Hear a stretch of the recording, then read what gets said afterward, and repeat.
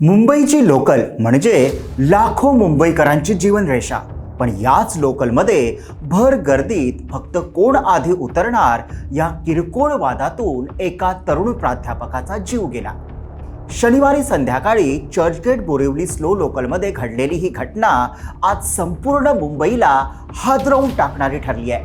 आणि आता या प्रकरणाला नवं वळण मिळालंय, कारण आरोपी ओंकार शिंदेच्या वकिलांनी थेट दावा केलाय ही हत्या नाही. नेमकं काय घडलं, आलोक सिंह यांचा मृत्यू कसा झाला आणि वकिलांचा दावा कितपत टिकणार आहे, चला सविस्तर समजून घेऊया. नमस्कार, मी विहंग ठाकूर. 24 जानेवारी शनिवारी संध्याकाळी 5:40ची चर्चगेट बोरिवली स्लो लोकल मालाड स्टेशनच्या दिशेने येत होती. नेहमीसारखीच प्रचंड गर्दी. अंधेरी स्टेशनवरून NM जोशी कॉलेजचे प्राध्यापक 32 वर्षीय आलोक सिंग सेकंड क्लासच्या डब्यात चढले. त्यांना मालाडला उतरायचं होतं. मालाड स्टेशनजवळ येताच ते उतरण्यासाठी दरवाजाकडे सरकू लागले. या क्षणी त्यांच्या मागे उभा असलेला तरुण 27 वर्षीय ओंकार शिंदे यांच्यात वाद झाला. प्रत्यक्षदर्शीनुसार ओंकार पुढे जाण्यासाठी आलोक सिंह यांना ढकलत होता. समोर महिला उभ्या होत्या. आलोक सिंह म्हणाला, धक्का देऊ नकोस, पुढे लेडीज आहेत.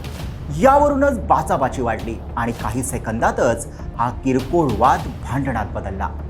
लोकल प्लॅटफॉर्म क्रमांक 1 वर थांबण्याच्या अगदी काही क्षण आधी भर गर्दीत ओंकार शिंदेनं आलोक सिंह यांच्या पोटात धारदार वस्तूने वार केला. एकच वार आणि ओंकार घटनास्थळावरून पसार झाला. वार झाल्यानंतरही आलोक सिंह लोकलमधून उतरले. ते बाजूला येऊन बसले. पोटातून प्रचंड रक्तस्राव सुरू होता. आजूबाजूच्या प्रवाशांनी तात्काळ रेल्वे पोलिसांना कळवलं. आलोक सिंह यांना शताब्दी हॉस्पिटलमध्ये आणि नंतर डॉक्टर बाबासाहेब आंबेडकर रुग्णालयात नेण्यात आलं. पण रुग्णालयात डॉक्टरांनी त्यांना मृत घोषित केलं. मुंबईने एक संयमी, शांत स्वभावाचा प्राध्यापक गमावला. आलोक सिंह हे मुंबईतील प्रसिद्ध NM कॉलेजमध्ये प्राध्यापक होते. अत्यंत शांत, वादापासून दूर राहणारा स्वभाव. फक्त 2 वर्षांपूर्वी त्यांचा विवाह झाला होता आणि धक्कादायक बाब म्हणजे हत्या झाली त्याच दिवशी म्हणजे शनिवारीच त्यांच्या पत्नीचा वाढदिवस होता.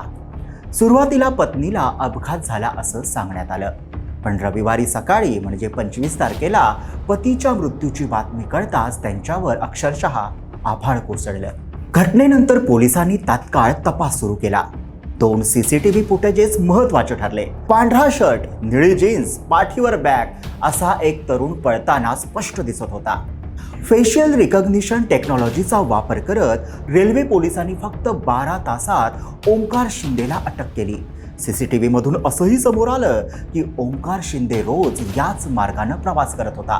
त्याच्यावर BNS कलम 103 अंतर्गत खुनाचा गुन्हा दाखल करण्यात आलाय.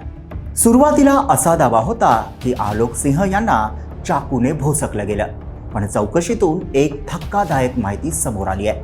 ओंकार शिंदे दक्षिण मुंबईतील खेतवाडी भागात मेटल कारखान्यात काम करतो. त्याच्याकडे हिरेजडित वस्तू हाताळण्यासाठी वापरला जाणारा टोकदार चिमटा होता. पोलिसांच्या चौकशीत ओंकारने कबूल केल्याचं सांगितलं जातं की त्याने चाकू नाही तर हा चिमटा वापरला.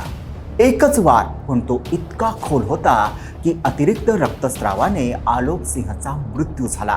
तो चिमटा अजूनही सापडलेला नाही. आता येतो या प्रकरणाचा सगळ्यात वादग्रस्त भाग. कोर्टात ओंकार शिंदेच्या वकिलांनी थेट दावा केला, माझ्या अशिलाचा आलोक सिंह यांना मारण्याचा कोणताही हेतू नव्हता.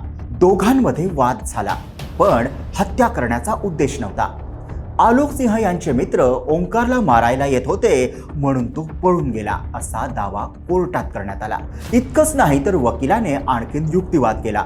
लोकल ट्रेनमध्ये दररोज हजारो कामगार वेठबिगार धारदार साहित्य घेऊन प्रवास करतात आणि कोणाकडून तुम्हाला चुकून लागलं तर तुम्ही खुनाचा गुन्हा दाखल करणार का? FIR मध्येही चाकूचा उल्लेख नाही, म्हणजेच ही हत्या नाही असा दावा वकिलाने युक्तिवादादरम्यान केला. सरकारी वकिलांनी 7 दिवसाच्या पोलीस कोठडीची मागणी केली, कारण हत्यार अजूनही सापडलेलं नाही. आरोपी आणि मयत एकाच परिसरात राहतात. पूर्वी काही वाद होता का याचाही तपास बाकी आहे.